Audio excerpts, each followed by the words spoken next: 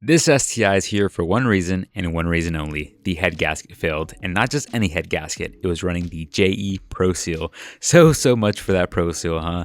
So today we're going to be pulling the motor, but as straightforward as that sounds, this one didn't exactly want to come out. So when I got to work today, Jordan had already done most of the prep work on this car. By the time I got there, what was left for me to do was disconnect a couple of the AOS hoses and pull the fuel lines off the post pump fuel filter, which is actually surprising to me since I've never seen an STI running one. It's actually something I'm considering doing to my personal STI, but we'll see. And something I should mention, one thing that is nice about working in a real shop is that you have every single tool that you could possibly ever want. There's no running back and forth, no improvising. Everything is in-house and ready to go. Now, since this is an older STI, you'll notice I'm fighting with a lot of the hoses in the engine bay, and that's because over time, these hoses get heat cycled so much, and over the last 20 years, being that this is a 2004 to 2005 STI, which by the way, I'm sorry, I don't know the little differences about the GD chassis. They get heat cycled so much that they basically weld themselves on, and honestly, it's just part of working on old Subarus. And a quick tip for you guys, when you pull the motor, you have to remove the pitch stop. But I did not know you do not have to remove the entire pitch stop. You can just remove the first bolt holding the pitch stop in place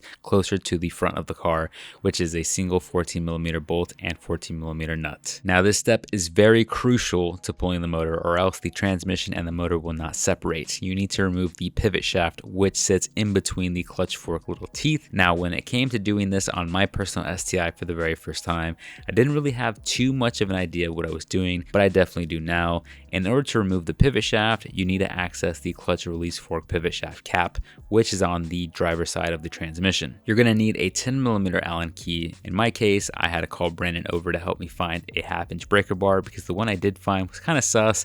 It was not like a breaker bar that I've seen previously, but we found one that worked and we removed the cap. Once you remove the cap, you want to find a bolt, typically a coolant crossover pipe bolt or one for the intake manifold, and you're going to screw it into the pivot shaft, and once you do, you're going to need to pull it out. Thankfully, this one ended up coming out by hand. On my car, I had to fight it. I actually had to get a pry bar to have it pry out. I'm putting the STI back up in the air because the last thing on my list is to remove the two 14mm nuts that hold the motor mount into the subframe, and then once we lower the car, we are ready to go.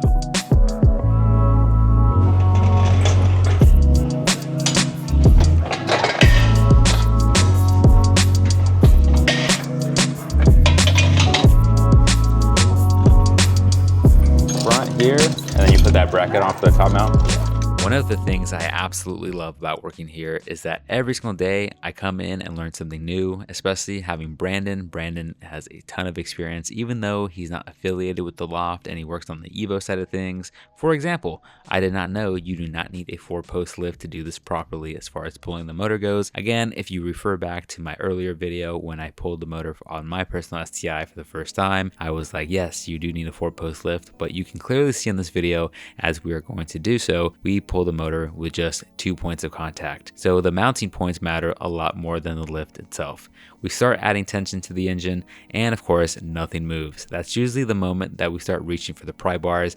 I actually suggested separating the engine and the transmission manually with a pry bar, but Jordan didn't want to risk damage to the bell housing, which is smart because if you crack that, that's going to be a much larger issue. And I'm going to give you guys another quick tip here. A lot of people don't think about this, but once the engine and transmission are about to separate, depending on the angle of the car, the engine may swing forward, and if you don't catch it, you may smash into your AC condenser. So then you're going to end up buying a condenser and recharging the system, and all because you rushed it. We removed the pressure plate, the clutch, and the flywheel. This car specifically was running an ACT clutch, more than likely an HDSS or an XTSS because that's their two most popular options.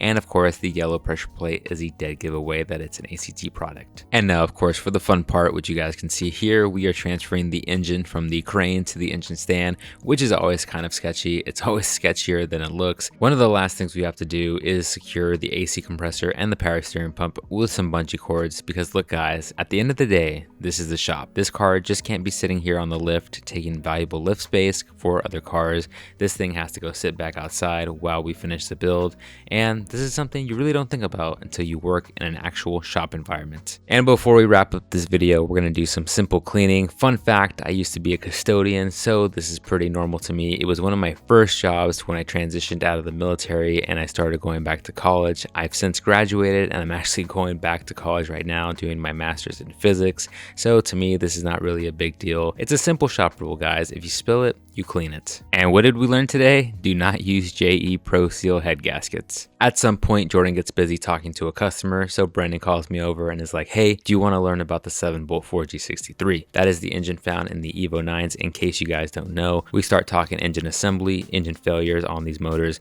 as well as why it's so important to do a clutch pedal adjustment anytime you do a clutch. I decided to leave this segment out of the video because I wasn't sure if you guys were going to be rocking with the Evos, since you obviously subscribe to a channel about an STI, but jokes aside, we're going to be doing more content and collaborations with people of other platforms, more educational content like this. There's a ton of gems that he dropped in this video that I decided to cut out, but if you guys are interested in seeing stuff like this, make sure to leave me a comment down below. I will potentially be adding these clips into the end of the next video, which is going to be the next customer car we end up doing, which is going to be a WRX that came in for a clutch job. That's going to be a really interesting video because that simple clutch job ended up being a transmission replacement, which you guys will be seeing on the channel. So make sure to hit subscribe, make sure to leave a like if you enjoyed this video, and as always guys, I will catch you on the next one.